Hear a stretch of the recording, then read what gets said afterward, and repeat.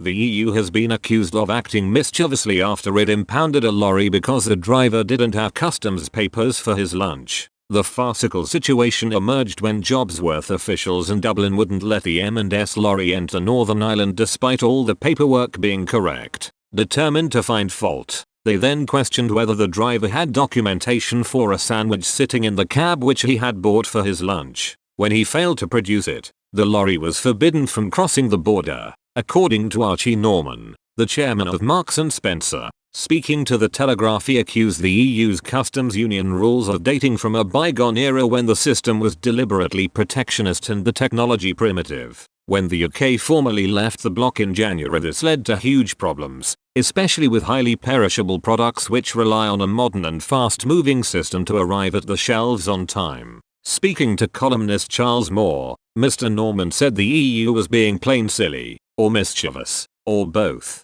The M&S chief also insisted that these problems could be sorted out 100% if the EU showed willingness. Mr. Moore added, "Shortcuts are not allowed. It is not possible to get, say, monthly clearance for butter from a particular depot which can then cover all sandwiches thus buttered. The butter for each sandwich must be individually cleared. For agri-food imports, 8 documents are required per lorry, amounting to 720 pages. Some M&S documents have been refused solely because they have been written in blue ink rather than in black. There are comparable problems for garden plants and trees, medicines and pets." The information emerged after Mr. Norman warned that M&S is already cutting Christmas products in Northern Ireland due to concerns over forthcoming post-Brexit customs checks. Mr. Norman told the BBC that the current pointless checks with the Republic of Ireland were threatening to its business. He called for a common-sense approach to enforcement. "This Christmas,